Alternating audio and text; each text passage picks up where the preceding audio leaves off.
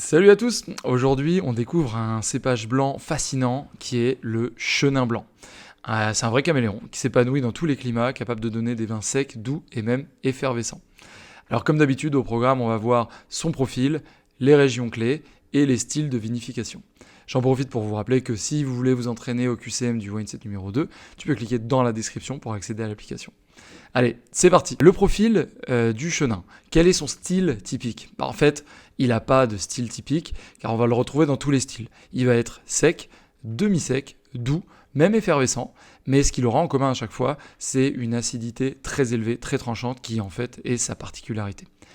Niveau arôme, on va retrouver, quand il est jeune, de la pomme verte, du citron, qui va, en fonction de l'évolution, aller vers de la pêche, des fruits exotiques comme l'ananas ou la mangue, et en vieillissant, ou alors sur des profils vin doux, des arômes de coing, de miel ou de fruits secs.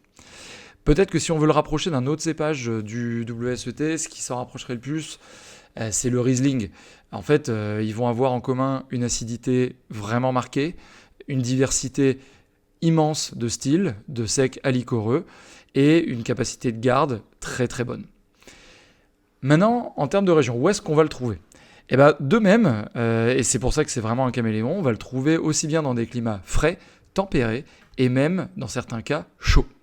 Les deux régions clés à retenir, c'est en France, la vallée de la Loire et surtout l'appellation Vouvray, près de la ville de Tours, où c'est le seul cépage autorisé, mais les styles peuvent être très variés. C'est-à-dire que si vous allez à Vouvray et que vous entrez dans une cave, vous voyez Vouvray sur la bouteille, rien ne vous indique si c'est un vin sec, demi-sec, doux ou effervescent. Il faut demander au caviste ou au producteur. En Afrique du Sud, et c'est la deuxième région, le deuxième pays, c'est le cépage le plus cultivé. Il est connu pour maintenir son acidité malgré la chaleur. En général, le chenin en Afrique du Sud, c'est du volume, mais on peut aussi trouver du très qualitatif. Et la région à retenir, c'est la région de Western Cape, qui produit des blancs secs aux arômes de pêche et d'ananas. Alors, d'ailleurs, petite info bonus, c'est que initialement, le chenin vient de la Loire, il s'est exporté en Afrique du Sud, et aujourd'hui, il est plus planté en Afrique du Sud qu'en France. La vinification maintenant, comment on va le travailler ?